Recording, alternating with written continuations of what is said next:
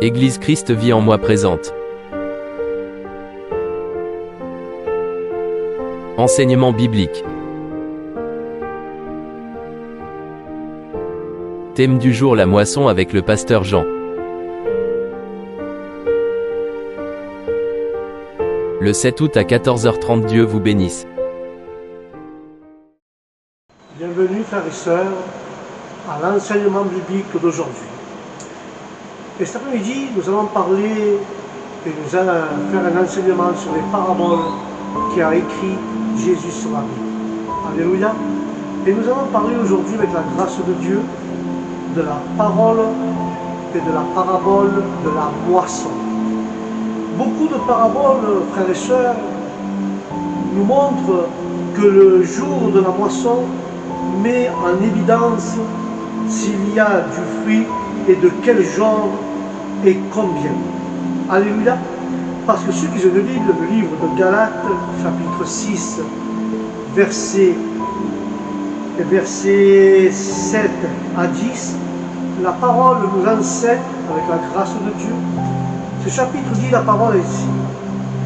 Chapitre 6 de Galates, frères et sœurs, et versets à partir du 7 à 10.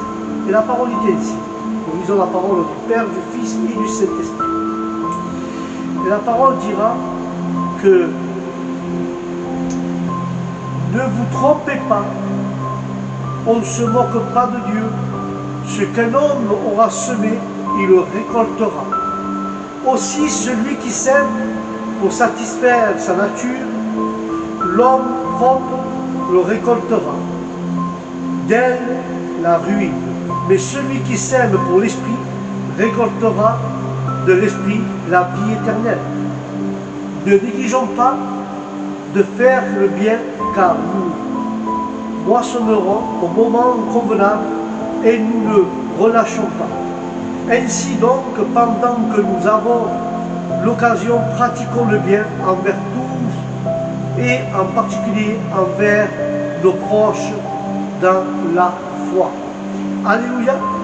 Voilà ce que dit Galates 6 sur ce verset 7 à 10. Il est dit que, frères et sœurs, qu'on ne peut pas se moquer de Dieu, et quel homme aura sémé, il le récoltera aussi. S'il sème pour satisfaire sa propre nature, sa propre chair, alors il récoltera la ruine. Mais celui qui sème par l'esprit récoltera la vie éternelle.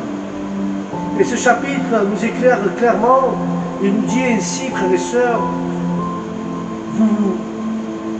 vous serez certainement surpris de récolter des citrouilles si vous avez semé du blé.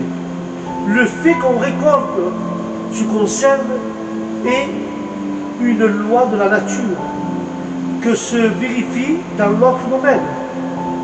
Frères et sœurs, tout acte a des conséquences, et si nous disons du mal de nos amis, nous perdrons leur amitié.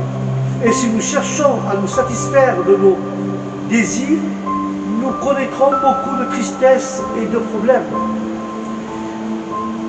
Nous cherchons à plaire à Dieu. Nous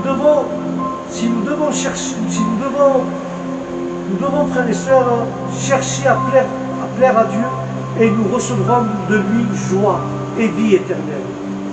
À quoi aspirons-nous le plus que semons-nous?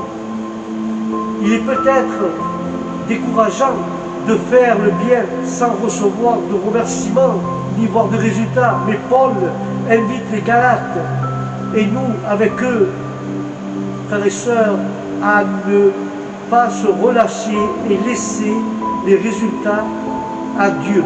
Le temps viendra, frères et sœurs, où nos résultats va se voir, et là, nous récolterons une moisson de bénédiction au nom de Jésus. Alléluia. Et voilà ce que dit ce thème, frères et sœurs. Nous parle de ceci. Mais si nous regardons bien, frères et sœurs, nous regardons bien cela, même si d'autres ignorent notre négligence envers les serviteurs de Dieu, lui le voit. Et la récolte sera, en conséquence, nous allons moissonner ce que nous semons. Et la moisson est plus abondante que la semence, car le paysan qui sème du blé moissonnera du blé, parfois 30, 60 ou 100 fois plus qu'il en a semé. Et là, nous voyons, je vais faire remarquer, frères et sœurs, que l'Esprit ne parle pas tel aux pécheurs de leur péché, mais aux saints de leur avarice. Et cela, frère, et cela évidemment, c'est évidemment vrai dans un sens plus large. Ceux qui labourent l'iniquité et qui sèment l'injustice en moissonneront le fruit. Et ceux qui ont semé du vent moissonneront la tempête. Et nous pouvons voir, frères et sœurs, on peut dire que l'histoire répétée d'une leçon est une seule, avec l'insistance de savoir que le monde est fondé d'une manière ou d'une autre sur les bases morales, dès que la longue, et à la longue, frères et sœurs, et à la longue, il en va bien pour les bons et mal et pour les méchants. Mais bien que, frères et sœurs, bien que, je vous dis ceci dans cet enseignement, bien que dans le sens général, il est vrai que nous récoltons ce que nous avons semé. Il ne faudrait pas oublier que ce rappel suit une exhortation à la générosité chrétienne. Dans cette optique, nous soyons et nous voyons que semer, si nous semons pour la chair, signifie dépenser son argent, soi-même pour ses plaisirs et conforts. Ça s'appelle semer pour la chair. Mais si nous semons par l'esprit, signifie d'employer son argent pour promouvoir les intérêts de Dieu. Alléluia. Et ceux qui sèment pour la chair auront une moisson de déception et de perte sur la terre. Sur la terre même. Parce qu'ils s'apparaîtront et apparaîtront qu'en vieillissant la chair qui l'ont toujours choyée et détoriée et meurt. En plus, dans l'âge à venir, ils perdront les récompenses éternelles. Celui qui sème pour l'esprit moissonnera de l'esprit la vie éternelle. Car la Bible emploie le terme vie éternelle. Et deux manières, premier chapitre, que nous croyons la posséder maintenant, et le croyant la recevra à la fin de la vie terrestre. Ceux qui sèment pour l'esprit jouissent de la vie éternelle ici et maintenant d'une manière qui échappe à celui qui ne sème pas ici. Alors, frères et sœurs, il les récoltera aussi les récompenses qui accompagnent la fidélité quand il atteindra la patrie céleste. Alléluia. Et pour que personne ne se décourage, Paul rappelle que les récompenses sont certaines, quoique pas dans l'immédiat. On ne moissonne pas un champ de blé le jour après avoir semé. De même, dans le domaine spirituel, la récompense suivra sans faute la semence au temps convenable. Car les frères en foi, ce sont tous les sauvés, sans distinction de domination ou de division. Notre bienveillance ne doit pas se limiter aux seuls croyants, bien qu'il doit être droit, tout particulièrement. Notre objectif, frères et sœurs, ce n'est pas négatif, mais faire aussi peu de mal que possible, mais positif, faire autant de bien que possible. Car si bien exprimer un peu les mots, fais tout le bien que tu peux, pour tous les moyens que tu peux, et tous les gens que tu peux, aussi longtemps que tu peux, au nom de Jésus.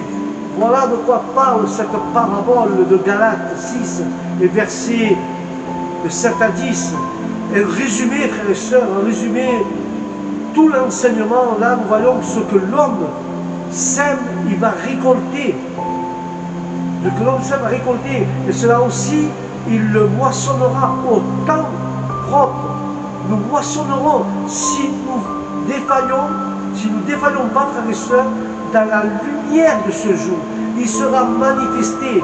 Et si l'on sème pour notre propre chair, on va récolter la corruption. Et si nous semons par l'Esprit, alors l'Esprit moissonnera de l'Esprit, alors nous aurons la vie éternelle. Alléluia. Déjà sur cette terre, on discerne parfois la nature du fruit produit. Mais combien vive sera la lumière qui mettra tous en évidence au jour du tribunal du Christ.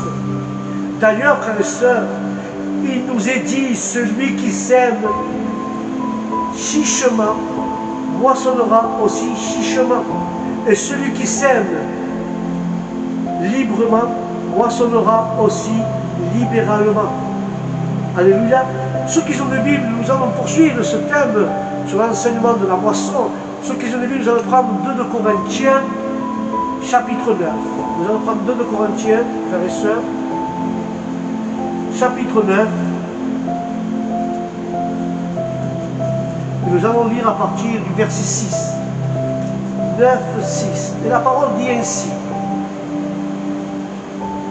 La parole de Dieu dit sur le chapitre 9, 6, au second livre de Corinthiens, la parole dit ceci. Alors, écoutez bien.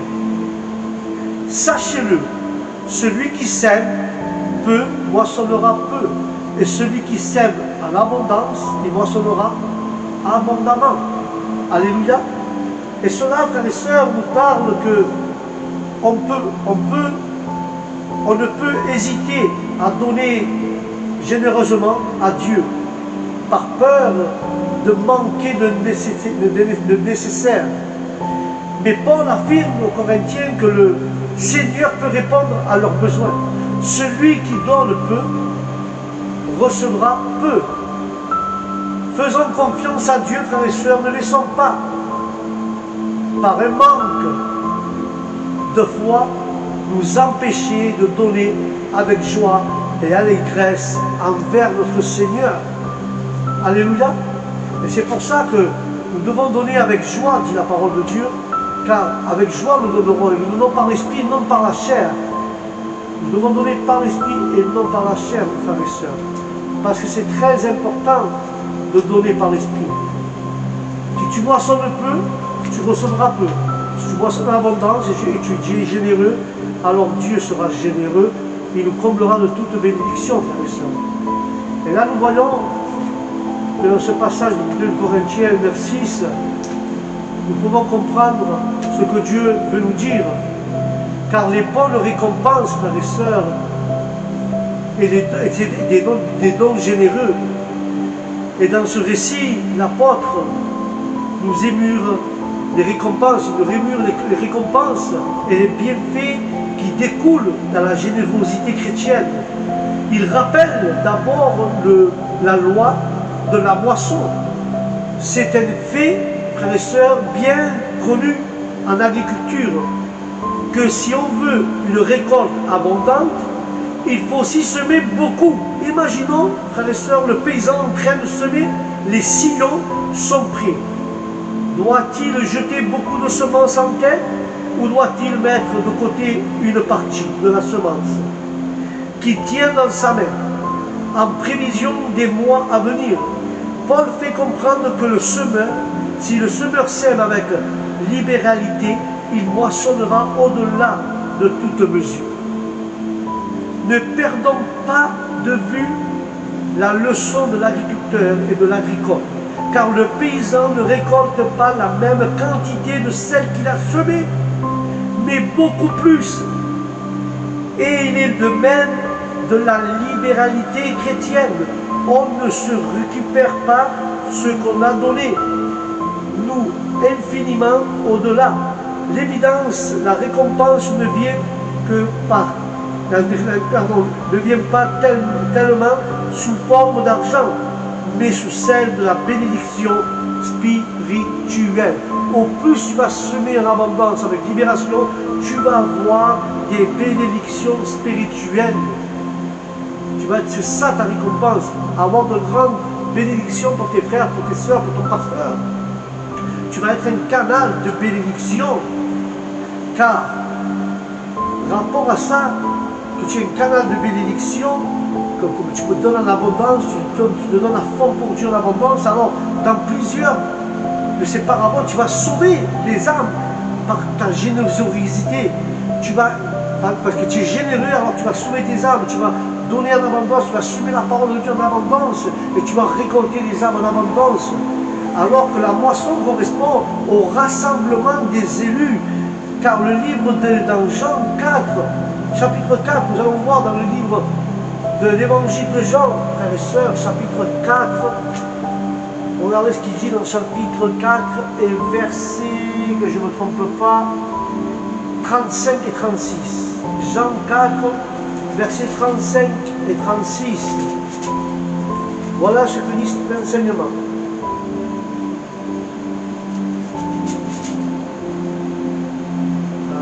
Je le cherche, excusez-moi. Voilà ce que dit. Il dit ceci. Ne dites-vous pas qu'il y a encore 4 mois jusqu'à la moisson? Eh bien, je vous le dis, levez les yeux et regardez les champs. Ils sont déjà blancs pour la moisson. Celui qui moissonne reçoit un salaire et en amasse du fruit pour la vie éternelle. Afin que celui qui sème et celui qui moissonne se réjouissent ensemble. Alléluia, se réjouissent ensemble. Il arrive, frère, que les chrétiens trouvent toutes sortes d'excuses pour ne pas témoigner en prétendant notamment que leur famille ou leurs amis ne sont pas prêts à croire. Jésus indique clairement qu'une moisson attend constamment d'être récoltée et qu'il ne trouve pas en train d'avancer des excuses. Mais regardons autour, frères et sœurs, de nous et nous verrons des personnes prêtes à entendre la parole de Dieu. Parmi les récompenses que Jésus accorde se trouve la joie de travailler pour lui et de voir l'abondance moisson de ceux qui se convertissent, car le semeur et le moissonneur, éprouvant de la même joie, ont la même joie, car tous deux sont heureux de voir de nouveaux croyants entrer dans le royaume de Dieu, dans l'Église. Nous devons être dans la joie. Le moissonneur et celui qui sème la semence qui est la parole de Dieu. Dieu et son serviteur doit, frères et sœurs, doit carrément projeter la semence. On dit, ils ne sont pas prêts à recevoir, mais Dieu sait tout. Dieu dit que tu sèmes en abondance et tu verras de nouvelles âmes rentrer dans ton église. Tu verras la joie. Fais-le avec joie, tu seras content que la parole que Dieu a mis dans ton cœur va convertir les gens. C'est notre récompense, frères et sœurs. Et c'est pour ça que je dis cela. C'est notre récompense. Car quand nous voyons cela, frères et sœurs, quand nous voyons ce passage de Jean 4, 35 et 36, les disciples avaient peut-être parlé ensemble de la moisson à venir, ou peut-être s'agit-il d'un dicton courant parmi les Juifs. Il y a 4 mois entre les semailles et la moisson, et de toute façon le Seigneur Jésus se servait d'une réalité matérielle, car la moisson, pour leur enseigner une leçon spirituelle, les disciples ne décelaient pas penser que la moisson était lointaine. Ils s'en pouvaient se permettre de passer leur vie à rechercher la nourriture et le vêtement en s'imaginant que l'œuvre de Dieu pouvait attendre. Mais là, il leur fallait réaliser que les champs blanchissaient déjà pour que la moisson, certes, si les champs représentent le monde, frères et sœurs. Les champs représentent le monde.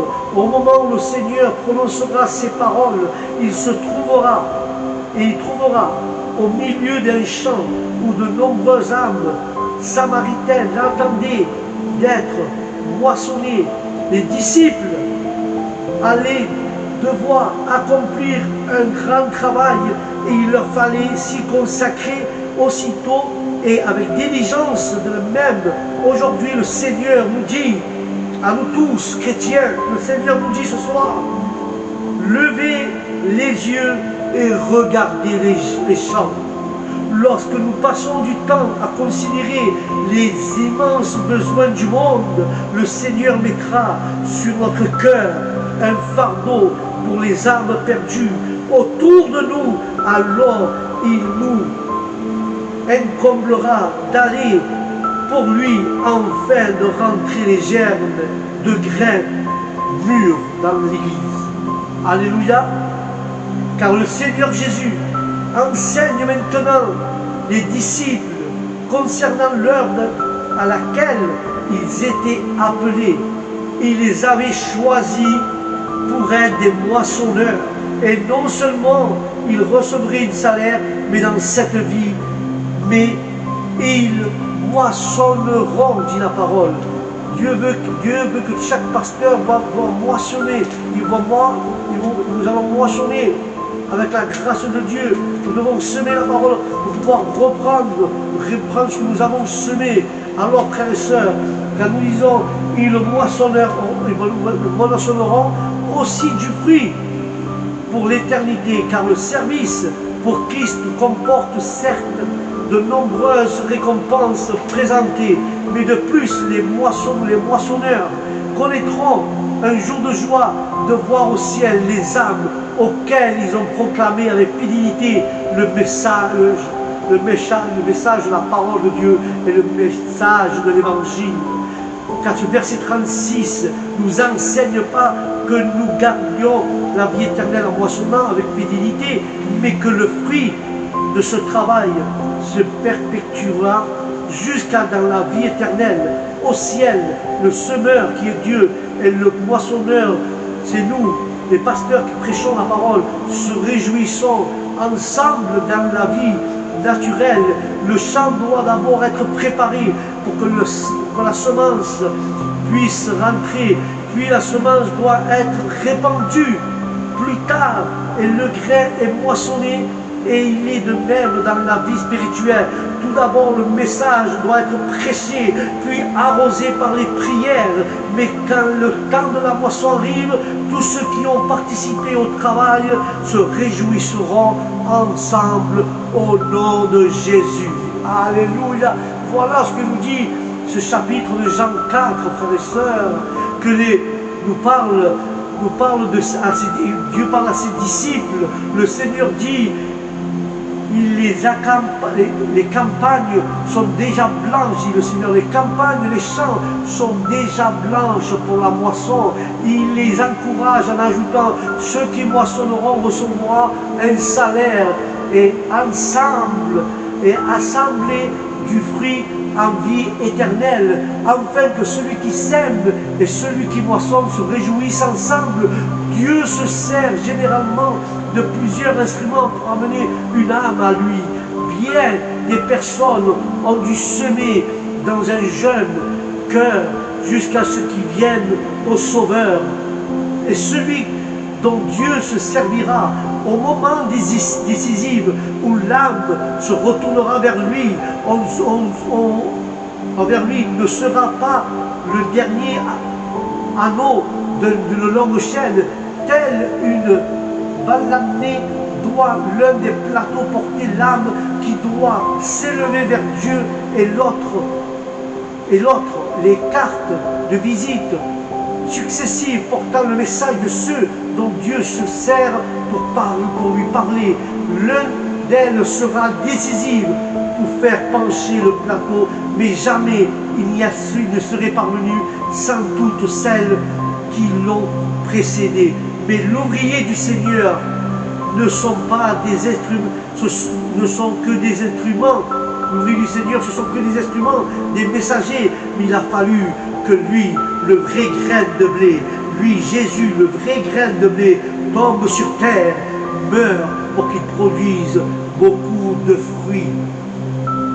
Alléluia. Et ça, c'est écrit dans Jean 12, 20. dans Jean 12, 24, Jean 12, 24, il dit ceci, ce que je viens de parler, que Dieu a dû venir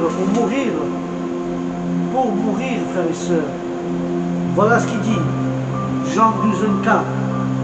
En vérité, je vous le dis, si le grain de blé tombé sur terre, en terre, qui est Jésus qui est venu sur terre, ne meurt pas, il reste seul, mais s'il meurt, il porte beaucoup de fruits. Alléluia. Jésus, frères et sœurs, Jésus illustre administrablement la nécessité de son sacrifice, à moins d'être planté en terre. Un grain de blé ne deviendra jamais une tige de blé, porteuse de nombreuses autres graines. Lui-même doit mourir pour subir la sanction de notre péché, mais aussi pour démontrer sa puissance sur la mort. Sa résurrection sera la preuve qu'il possède la vie éternelle, parce qu'il est Dieu et il peut donner la même vie éternelle à tous ceux qui croient en lui. Alléluia. Quel magnifique chapitre de Jean 12, 24. C'est un chapitre que, frère, il faudra bien les regarder, parce que c'est un chapitre qui a frappé dans mon cœur. C'est un chapitre que Dieu est mort pour nos péchés, pour nous donner la vie éternelle. Alléluia. Et c'est pour ça que je veux que tu comprennes cela aujourd'hui. Je veux que tu comprennes ce que je suis en train de t'expliquer. Parce que beaucoup, frères et sœurs, beaucoup, car disent, si le grain de blé qui est tombé en terre ne meurt, il demeure toujours stérile. Le Seigneur Jésus se présente ici comme un grain de blé. Et s'il ne meurt pas, il resterait seul. Mais il jouirait tout seul de gloire du ciel. Mais aucun pécheur sauvé ne pourrait partager sa gloire. En revanche, s'il meurt, il permettra alors à beaucoup d'être sauvés. Il est de même pour nous, comme le confirme la parole. Si nous refusons d'être des graines de blé qui tombent dans le sol et qui meurent, si nous renonçons jamais à nos plans, mais si nous cherchons à épargner notre réputation, nos biens, notre santé, et si lorsque nous y sommes appelés, nous refusons de quitter notre famille, notre pays, pour l'amour du Christ, alors nous resterons seuls. En revanche, si nous désirons porter du fruit, nous devons suivre notre bien-aimé, notre Seigneur Jésus-Christ, et en devenant comme lui, un grain de blé, en mourant, nous porterons ainsi beaucoup de fruits. Alléluia. Nous devons mourir dans notre chair, nous devons mourir dans notre orgueil pour pouvoir porter du fruit et pour pouvoir porter beaucoup de fruits. Alléluia. Et c'est pour ça, frères et sœurs, c'est pour ça que nous devons porter beaucoup de fruits. Car le livre des psaumes 126, frères et sœurs, le livre des psaumes 126, le livre des psaumes 126 nous parle. Regardez, écoutez bien, le livre des psaumes 126, versets 5 et 6 nous dit cela. Versets 5 et 6 nous dit: ceux qui sèment avec larmes moissonneront dans la joie, et celui qui marche en pleurant avec un sac de semences reviendra avec joie en portant ses germes. Alléluia.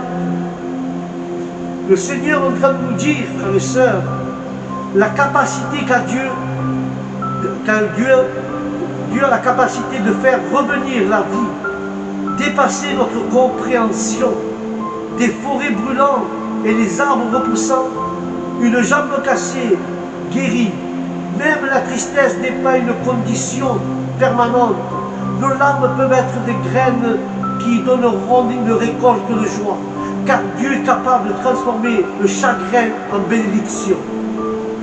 Quand tout semble noir, nous devons savoir que cette période prendra fin, en que la joie reviendra. Nous devons seulement rester patients. Alléluia. Nous devons seulement rester patients, frères et sœurs.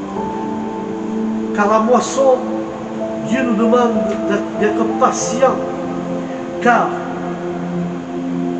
la parole dit ainsi sur la moisson. Elle dit que la première année, après leur retour, allait être particulièrement épouvante. Il n'y aurait pas de récolte à moissonner. Les Juifs devraient recommencer par semer avant d'attendre la moisson. Ils contrariaient une période hostile, d'austérité, au cours sur laquelle ils procèdent à des distributions de nourriture aussi fulgurantes que possible. Mais ils ne possèdent, frères, ils ne possèdent que de nombreuses questions lorsqu'il faudrait faire les premiers semences. Imaginons un fermier qui n'a que peu de réserve de céréales.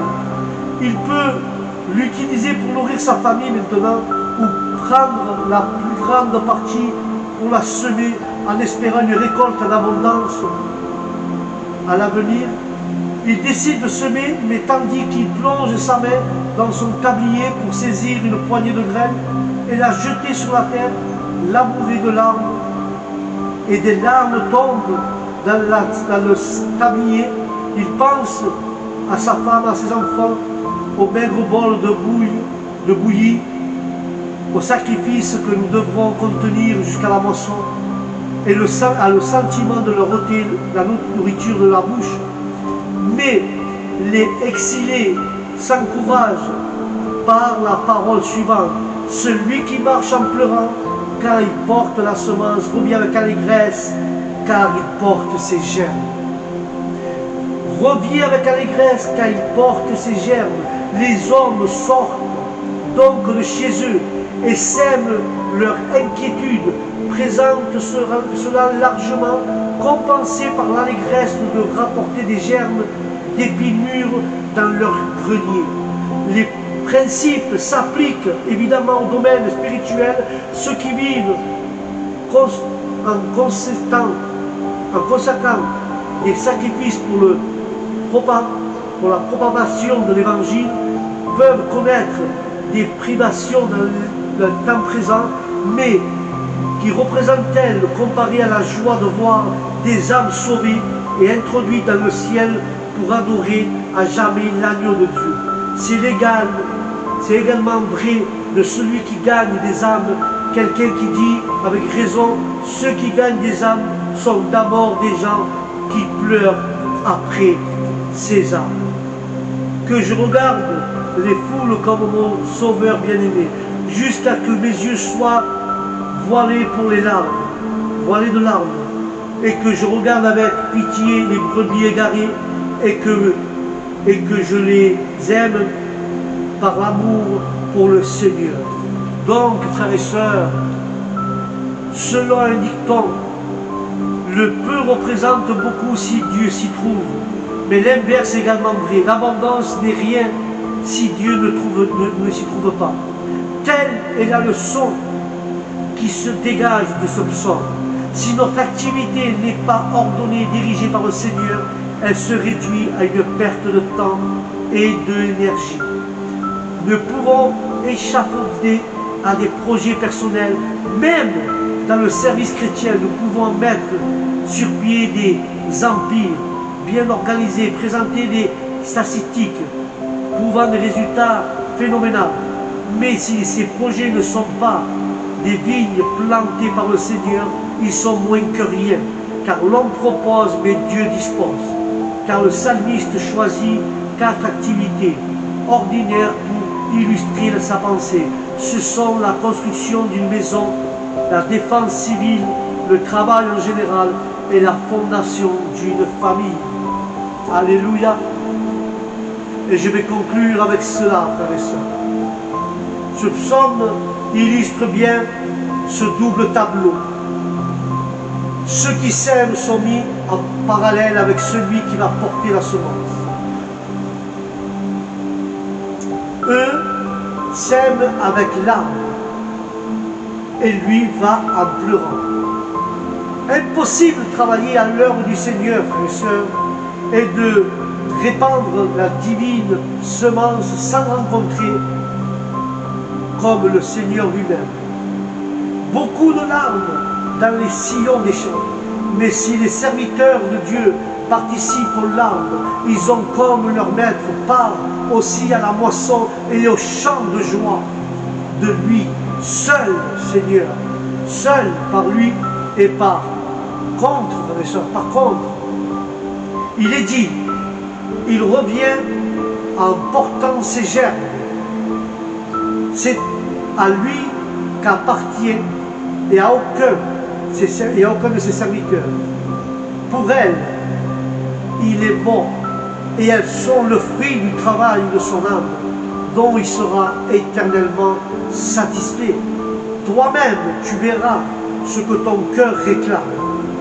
De ton œuvre à la croix, le fruit mûr est parfait. Tu réjouiras et tu vas jouir avec le Seigneur du travail de ton âme, et ton amour divin en sera satisfait. Alléluia. Voilà, frères et sœurs, l'enseignement d'aujourd'hui sur la moisson. Et j'espère que Dieu t'a éclairé avec sa parole. Nous devons moissonner en abondance. Nous devons semer la parole de Dieu dans le monde entier pour que les gens puissent se sauver. Ne regarde pas tes intérêts, si tu ne regardes pas ta chair, mais marche par l'esprit, moissonne par l'esprit, et tu recevras la récompense par l'esprit. Alléluia. Jusque-là, c'est l'enseignement de cette parabole. La prochaine fois, au prochain chapitre et aux prochaines études, nous parlerons du salut. Et nous voyons le premier point sur le salut, ce sera la responsabilité de venir à Christ. Alléluia. Ça sera au prochain programme, nous parlerons du salut et la responsabilité de venir à Christ. Alléluia. Sur ce, frères et sœurs, que Dieu vous bénisse en abondance, que la paix de Dieu soit dans votre âme et dans votre esprit. Et je vous dis au prochain programme, enseignement biblique, que Dieu vous bénisse. Shalom.